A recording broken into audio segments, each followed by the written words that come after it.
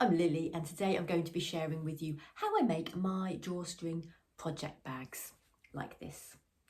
There, you can make them in any size. They've got a box corner. There's no particular measurements. I'm going to give you the measurements of the one I'm making today in case you would like to follow it exactly, but you don't need to, and you can make them in any size. It's a bigger one, really big one here, big wide one, compared to the small one. So yeah, any size. And it's going to be a chatty make along, and I'll chat to you and share how I make mine. So what will you need? You will need a front and a back. This is the back, which is a beautiful fabric from Elmhurst Fabrics. Let's show you that a bit closer. So the back panel is just a plain piece of fabric, and the same, I've got wadding. It's just a polyester wadding. It's not fusible or anything like that, it's just plain wadding. And the top is 13 inches and it's 14 inches along the side. So you need that. You also need the same size for the front. And I've made a bit of a fancy front on mine. So if you've got a panel or anything you've made and you want to use it, you can. So there's my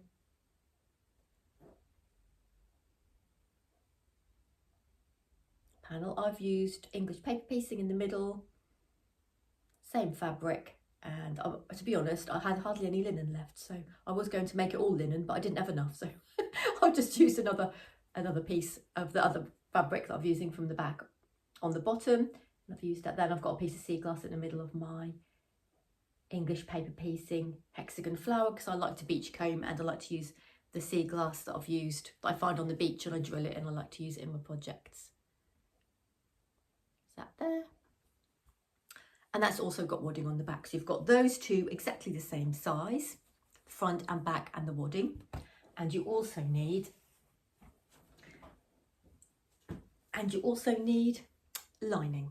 Now my lining is the same each side, so it doesn't matter what side I use,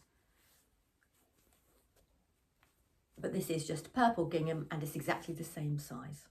So you've got two pieces of lining, a front and back, and wadding, all exactly the same size. And now I've got two pieces here for the tab along the top, this bit. Now I've made mine 3 inches, but you could make it, if you're a bit worried and you're a beginner, you could make it a bit bigger, 4 inches possibly, to give yourself a bit more leeway with that, but mine is 3 inches. And the width is exactly the same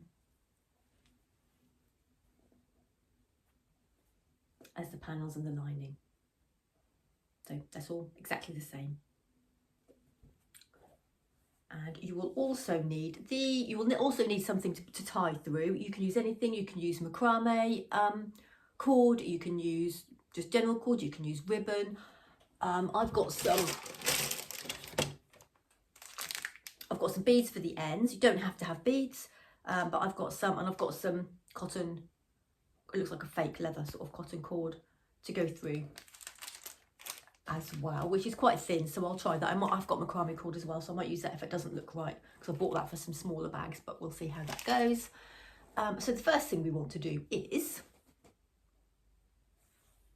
these, we want to fold it over once, and I'm quite generous with this. You don't have to make it all skinny and awkward, so you want it about that much, and again, and you can pin that or put a clip on it and stitch along there. So again, this is right side, wrong side the same, so you would want this the wrong side. You're folding it against the wrong side because you don't want that bit on the right side. This is the right side, this is the wrong side, and you do that both sides, and basically you can test it as long as you've got a chunk each side, space for your seam allowance, so you're not going to stitch over that when you stitch your seam allowance at these edges, then you're fine. So if it's a bit smaller, doesn't really matter, it's just as long as it's not too close to the edges. Can you see there's a bit that you're going to be stitching down here to finish the bag, so we don't want that to go too close to the edge. So here they are pinned. I'm going to just stitch along the edge.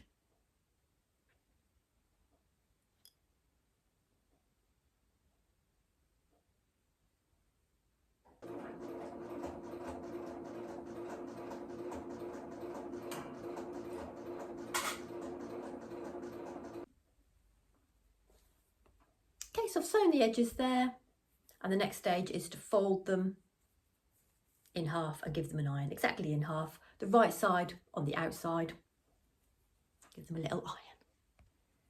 So because all we're doing at this stage is just sewing the tab on, I'm going to stitch quite close to the edge. I want to make sure all the seams are together, but I'm going to stitch quite close to the edge here because we're going to be stitching something over the top in a minute. So just a little edge, close to the edge.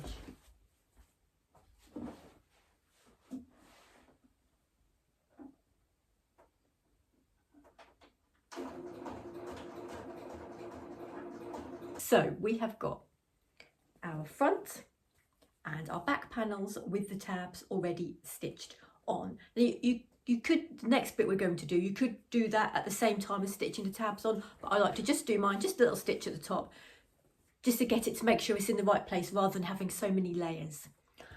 Also, if you're using a fairly thick fabric or you don't have any wadding, you don't have to use wadding. It'll be a bit more floppy, but some fabric, it doesn't matter because it's quite thick anyway, so that's completely up to you. So we're now going to stitch the lining to the top here. If you'll have a right and a wrong side of your lining, you want the right side, pretty side, touching the pretty side. So both pretty sides together. All we're going to do is, it is easy, but I'm making it look difficult. All we're going to do is just stitch that, pin that along the top or clip, make sure everything's lined up, make sure the edges are lined up. Before you stitch, if you're worried about being it right, about it being all in the right order and making sure you've got it the right way around, you can just fold it back before you sew it, and you can see there's your lining, make sure your lining's that way, and there's your lovely front panel.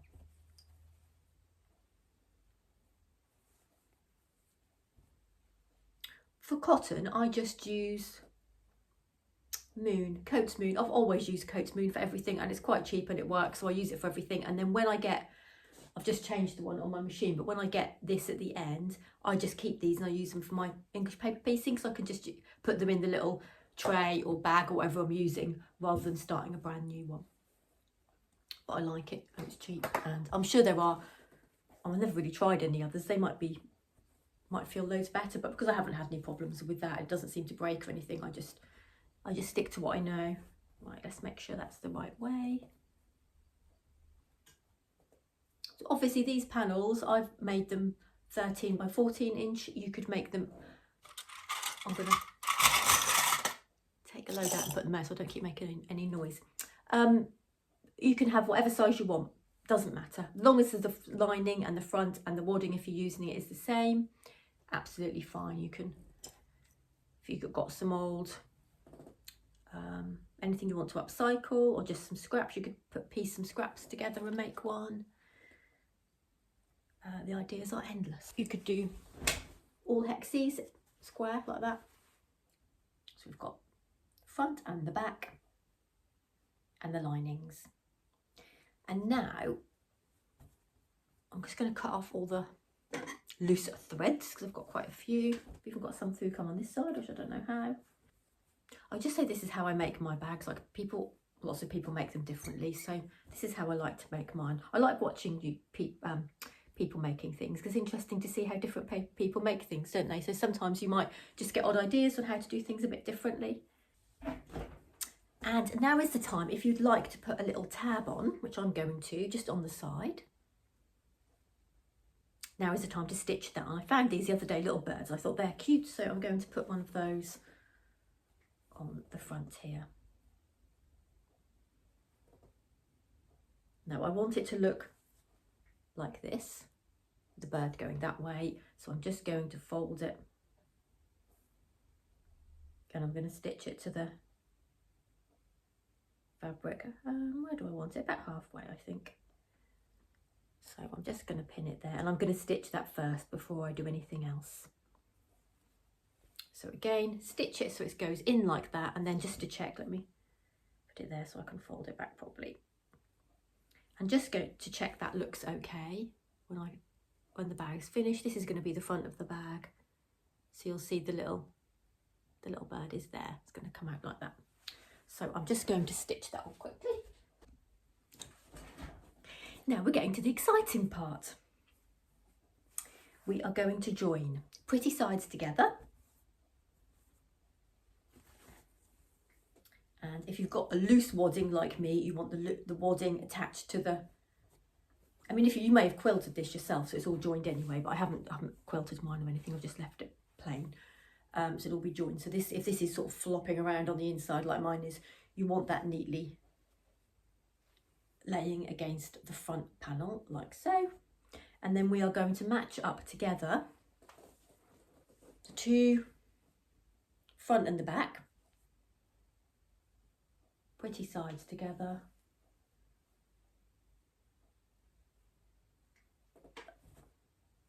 Like so, making sure when we get to this part here, where the tabs are, so I'm going to lay my tabs so they're both facing down. Can you see? Making sure that those edges are joined together, exactly lined up, because that's the most important thing. You want those lined up together. So I'm going to pin them there, and the same with the other side, laying the tabs down so they're facing onto the, let me fold it so I can show you.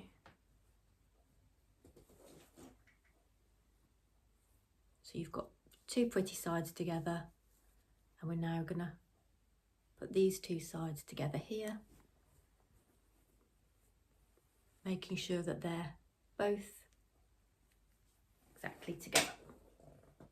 And then you can pin, if you're using pins, or use these all the way around the outside, keeping it nice and flat and neat.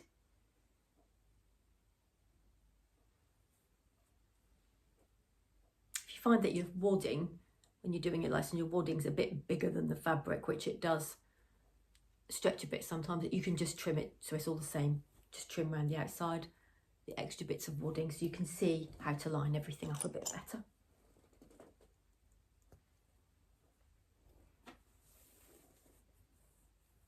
And the same, you've got the two linings together, pretty side together, although mine looks the same, so you can't really tell.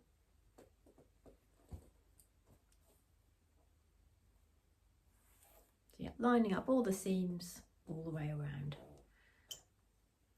And what we're going to do now is we are going to stitch, starting from the bottom, we're going to stitch all the way along there, all the way around here, all the way around here, all the way around here, all along the edge, basically around the whole thing, apart from we're going to leave a gap at the bottom. And it's got to be about a gap big enough to put your hand in. So on the bottom part, I'm going to leave a gap. So if you think you might forget, just put a couple of clips. Sometimes I put, if I'm pinning, I put pins going the other way just to remind myself. It's not the end of the world. If you forget, you can unpick it, but that's where we're going to leave a gap. But I'll show you what that looks like in a moment. Right, and now you will have what looks like a inside out sack. And you might be thinking, it's going all wrong.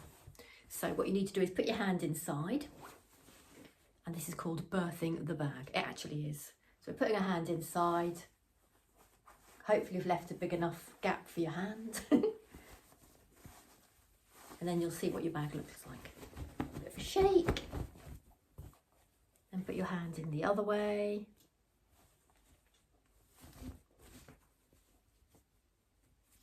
Poke out the corners.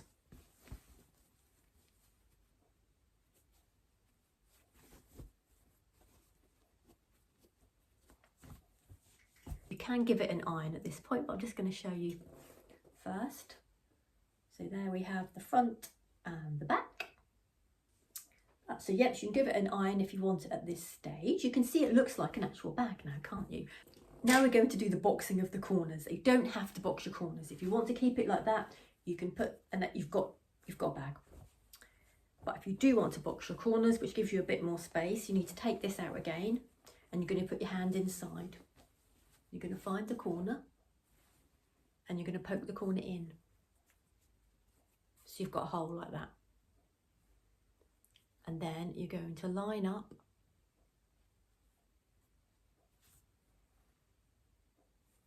so it looks like one of those things, those paper things you used to have with little 1, 2, 3, 4. Choose the colour, red, R-E-D. Anyway, I digress. So yes, it's going to look like that. And can you see they're completely, those seams are all together. So you've got your hand inside the bag, and then you're going to pull it out, and you're still holding it.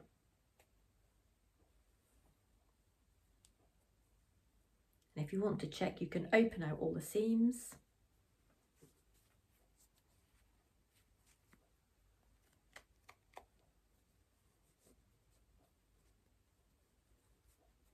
And you can measure this, you can measure along there, draw a line, you can pin. If you want to make sure that you've gone, I'm not using a pin, I'm using this just to show you, but you can pin, put your pin through here and make sure it comes out at the central seam. Put your pin through there and make sure it comes out of the seam on the other side, just to make sure you've got it. But I'm just going to clip mine, and I'm going to do a straight line stitch along there, like so. You can measure this, make sure each one is the same if you want to. I will give a quick measurement to show you how much mine is. So this is quite a big bag, so I'm going to stitch 2 inches. So you can measure 2 inches, 2 inches, 2 inches and draw a line, or you can just eyeball it. But mine's going to be about 2 inches. I'm going to do that corner, and I'm going to do the other corner, and I'm going to do the lining as well. So I'm going to stitch this one because I've pinned it now, and I'll show you, I'll do the next one, show you again how to do it.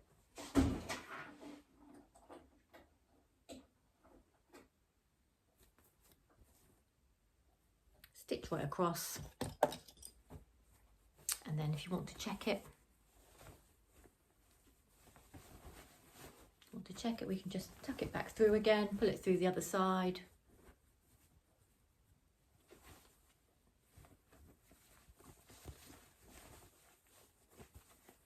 Okay, so stitch straight across there, and if you want to check it, we can go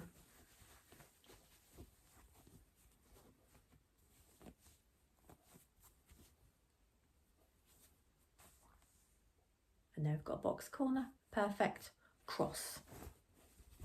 You can see how that looks on the back. As I said, this is quite a big bag, so I've made quite a big corner.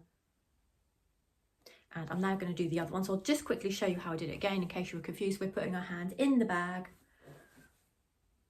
finger in pointing in here, and then we're poking that edge in.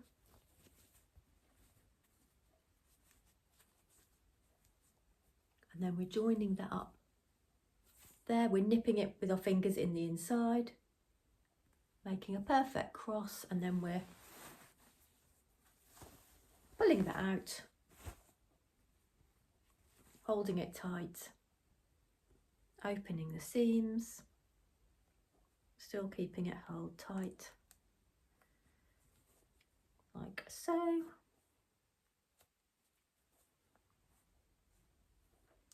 And then pinning or clipping, whatever you're using. And then we're going to stitch along there, and we're going to do exactly the same for the lining. Neat row of stitching.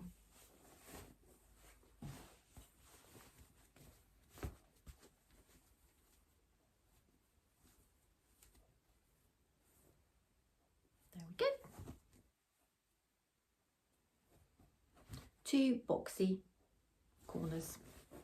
And now I'm going to do exactly the same with the lining. So you've got your gap in the lining still, but that's fine. I'm just going to poke that through, line it up like that, turn it inside out, clip,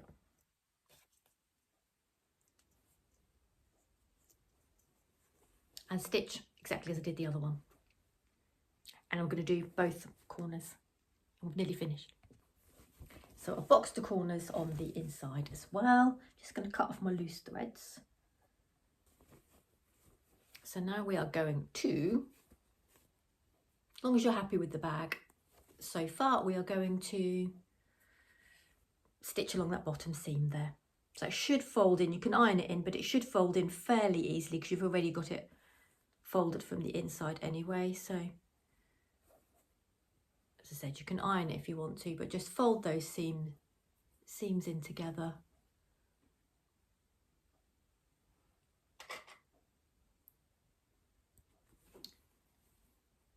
Clip along the edge there, and sort of pinned along there, and I'm just going to stitch along there, and that's our lining seal. So that can go in to the bag. Right, and I'm now going to top stitch all the way around here. You don't have to do this if you don't want to, but I'm going to do it. It does make it look a bit neater and keeps it all in place. So I'm going to put lots of pins all the way around here, and then just do a little row of stitching really close to the edge here, just to keep that nice and neat. And I keep pulling it all down, pulling it down there so it's nice and neat all the way around when I'm doing that. If you've got a lot of bulk in your corners here, sometimes I do just top stitch in front of the tab, and I don't go all the way around the edge because sometimes they can be a bit bulky and it doesn't look that neat going over it. So don't have to go all the way around if you don't want to either. There we go. So this is the stage where I'm definitely going to give it a nice press, and then I'm going to put the cord through, and then we'll be finished.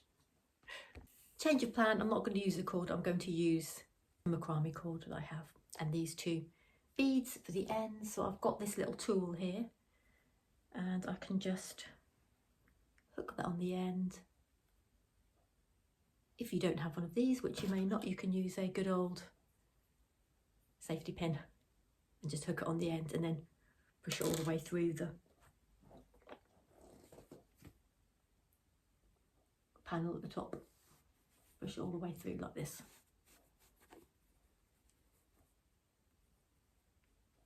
This works quite nicely. There's one end gone through, and I can also, works quite well, I can just push it through first of all, and then just hook it like that and pull it through like magic. Right, so there's the first set. So I'm going to do it through twice, so you'll have one tails at this end and tails at the other end. I'm just going to pop my bead through.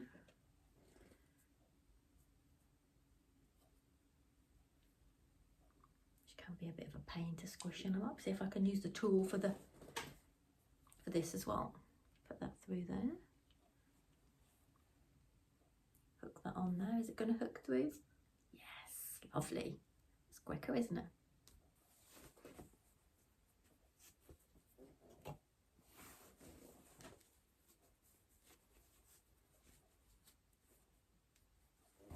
There we go. And I'm just going to tie just a knot in the end, like so, and then trim the end there. So over here.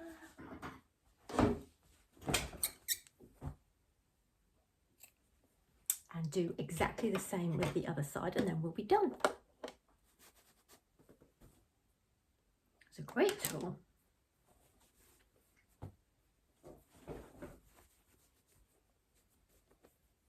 Again, just put the bead through this side.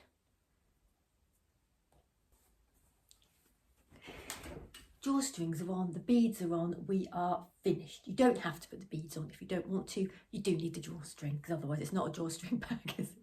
So there we go. Ta-da! We have finished drawstring bag.